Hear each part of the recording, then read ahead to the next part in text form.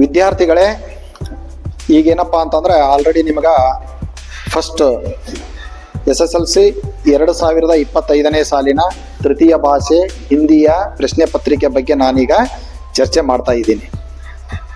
ಮೊದಲನೇ ಒಂದು ಪೀರಿಯಡ್ನಲ್ಲಿ ನಿಮಗೆ ನಾ ಯಾವ ರೀತಿ ಪ್ರಶ್ನೆ ಹೇಳಿದನು ಅಂತಂದ್ರೆ, ರೋಮನ್ ಸಂಖ್ಯೆ 1ರಲ್ಲಿ ಅಬ್ಜೆಕ್ಟಿವ್ ಇರುವಂತಹ 8 ಪ್ರಶ್ನೆಗಳು ವ್ಯಾಕರಣಕ್ಕೆ ಸಂಬಂಧಪಟ್ಟಂತವು ಬರ್ತಾವಂತೇಳಿ ನಿಮ್ಗೆ ಹೇಳಿದ್ದ. ಆ ವ್ಯಾಕರಣಕ್ಕೆ ಸಂಬಂಧಪಟ್ಟಂತವು ವಿಲೋಮ ಶಬ್ದ, ಲಿಂಗ, ವಚನ, ಪ್ರೇರಣಾರ್ಥಕ ಮತ್ತು ಚಿಹ್ನೆಗಳ ಬಗ್ಗೆ ಹೇಳಿದ್ದ ನಾನು. ಈಗ ಇವತ್ತಿನ ಒಂದು ರೋಮನ್ ಸಂಖ್ಯೆ 2, ಈ 2ರಲ್ಲಿ ಯಾವ ರೀತಿ ಪ್ರಶ್ನೆಗಳನ್ನು ಕೇಳ್ತಾರೆ ಎರಡನೇ ರೋಮನ್ ಸಂಖ್ಯೆಯಲ್ಲಿ. ಈಗ 1ನೇ ರೋಮನ್ ಸಂಖ್ಯೆಯಿಂದ 9 ರೋಮನ್ ಸಂಖ್ಯೆಗಳು ನಿಮ್ಮ ಪ್ರಶ್ನೆ ಪತ್ರಿಕೆಯಲ್ಲಿ ಇರ್ತವೆ.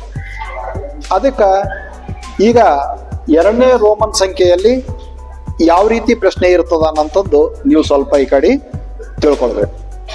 ನಿಮ್ನಲಿಖಿತ ಪ್ರಥಮ ದೋ ಶಬ್ದಕ್ಕೆ ಸೂಚಿತ ಸಂಬಂಧ. ನಿಮ್ನಲಿಖಿತ ಅಂತಂದ್ರೆ ಈ ಕೆಳಗಡೆ ಬರೆದಂತಹ ಏನಿದೆ ಪ್ರಥಮ ದೋ ಶಬ್ದ. ದೋ ಶಬ್ದ ಅಂತಂದ್ರೆ 1 ಇದು 2. ದೋ ಶಬ್ದಕ್ಕೆ ಅನುರೂಪ, ಇದು ಇದಕ್ಕೆ ಸಂಬಂಧ ಇರುವಂಥದ್ದು. ಅನುರೂಪ ಅಂತಂದ್ರೆ ಅನುರೂಪತ ಅಂತ ಹೇಳಿ ಕರೀತಾರೆ. ಅನುರೂಪತ ಅಂತಂದ್ರೆ ನಾವು ಇಷ್ಟೇ ತಿಳ್ಕೋಬೇಕು. ಅನುಸರಣೆ ಅಂತಂದ್ರೆ 1ನೇದ್ದು 2ನೇದಕ್ಕೆ ಸಂಬಂಧ ಇರುವ ಹಾಗೆ 3ನೇದ್ದು 4ನೇದ ಸಂಬಂಧವನ್ನು ಹುಡುಕಿ ನಾವು ಬರಿಬೇಕು.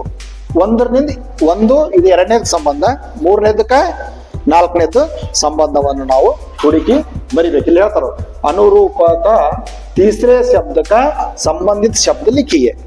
ಸಂಬಂಧಿತ ಶಬ್ದ ಇರಬೇಕದು.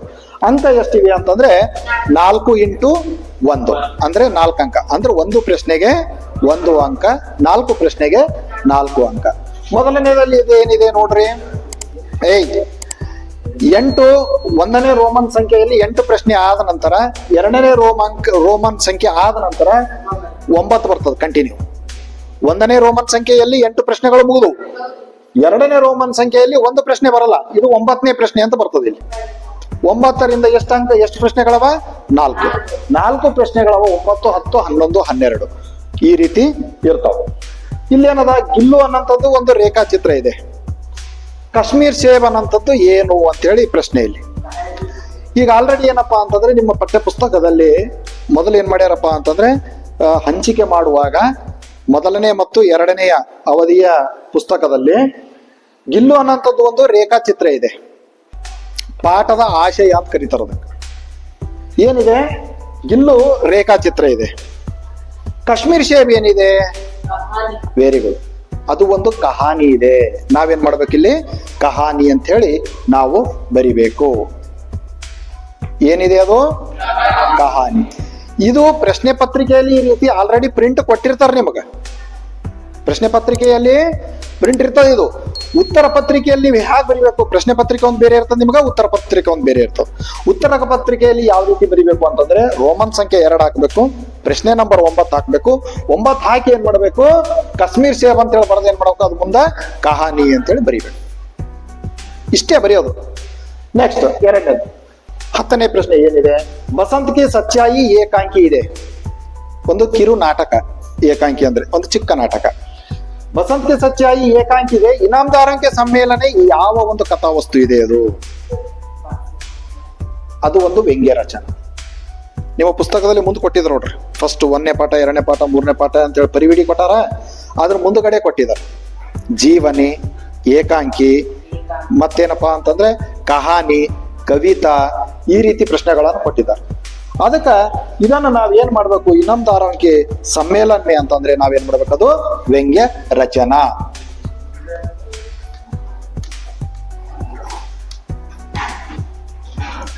ಏನು? ವ್ಯಂಗ್ಯ ರಚನಾ, ಒಂದು ಹಾಸ್ಯಭರಿತವಾದಂತಹ ಒಂದು ಕಥೆ ಅದು. ನೆಕ್ಸ್ಟ್ 11ನೇ ಪ್ರಶ್ನೆ, ಏಕ್ ಹಾತ್ ಮೇ ನ್ಯಾಯ ಪತಾಕ, ದೂಸರಾ ಹಾತ್ ಮೇ ಜ್ಞಾನ ದೀಪ್. ಅಷ್ಟೇ. ನಾವೇನ್ ಮಾಡ್ಬೇಕು? ಉತ್ತರ ಪತ್ರಿಕೆಯಲ್ಲಿ 2 ಹಾಕ್ಬೇಕು. ಪ್ರಶ್ನೆ ಸಂಖ್ಯೆ ಎಷ್ಟು? 11 ಹಾಕ್ಬೇಕು. ದೂಸರಾ ಹಾತ್ ಮೇ ಅಂತ ಬರೆದು ಏನ್ ಮಾಡ್ಬೇಕು? ಮುಂದಗಡೆ ಡ್ಯಾಶ್ ಇರ್ತಲ್ಲ, ಅಲ್ಲಿ ಏನ್ ಮಾಡ್ಬೇಕು ನಾವು? ದೂಸರಾ ಹಾತ್ ಮೇ ಜ್ಞಾನ ದೀಪ ಅಂತ ಬರಿಬೇಕು. ಜ್ಞಾನ ದೀಪ ಅಂತ ಬರಿಬೇಕು. ಅದಾದ್ಮೇಲೆ 12ನೆಯ ಪ್ರಶ್ನೆ, ಪಾಪ ಕಾ ಮೂಲ ಅಭಿಮಾನ ಹೈ, ಧರ್ಮ ಕಾ ಮೂಲ ಹೈ ದಯಾ, ದಯಾ ಧರ್ಮ ಕಾ ಹಿ ಮೂಲ ಹೈ. ಅಲ್ಲಿ ಏನ್ ಮಾಡ್ಬೇಕು ನಾವು, ದಯಾ ಬರಿಬೇಕು. ಈ ಕಹಾನಿ, ವ್ಯಂಗ್ಯ ರಚನಾ, ಜ್ಞಾನದೀಪ, ದಯಾ ಇದು ಪ್ರಶ್ನೆ ಪತ್ರಿಕೆಯಲ್ಲಿ ಕೊಡಲ್ಲ. ಆ ಉತ್ತರವನ್ನು ನಾವೇ ಹುಡುಕಿ ಬರಿಬೇಕಾಗ್ತದೆ. ಈ ಪ್ರಶ್ನೆ ಪತ್ರಿಕೆಯಲ್ಲಿ ಇದೆಲ್ಲ ಕೊಟ್ಟಿರ್ತಾನೆ, ಆದರೆ ಉತ್ತರವನ್ನು ಕಟ್ಟಿರಲ್ಲ. ಅದಕ್ಕೆ ನಾವು ಉತ್ತರದಲ್ಲಿ ಬರಿಬೇಕಾಗಿತ್ತು ಅಂತಂದ್ರೆ ಏನ್ ಮಾಡ್ಬೇಕು, ರೋಮನ್ ಸಂಖ್ಯೆ 2 ಹಾಕ್ಬೇಕು. 9ನೇ ಉತ್ತರ ಏನ್ ಮಾಡ್ಬೇಕು, ಕಾಶ್ಮೀರ್ ಸೇಬ್ ಅಂತ ಬರ್ದು ಏನ್ ಮಾಡ್ಬೇಕು, ಮುಂದೆ ಗೆರಿ ಹಾಕಿ ಕಹಾನಿ ಅಂತ ಬರಿಬೇಕು. ಈ ಪ್ರಶ್ನೆ ಬಂದರೆ ಇದೇ ರೀತಿ ಇರುವಂತಹ ಕೆಲವೊಂದು ಅನುರೂಪತಾ ನಿಮ್ಗೆ ನಾನು ಹೇಳ್ತೀನಿ.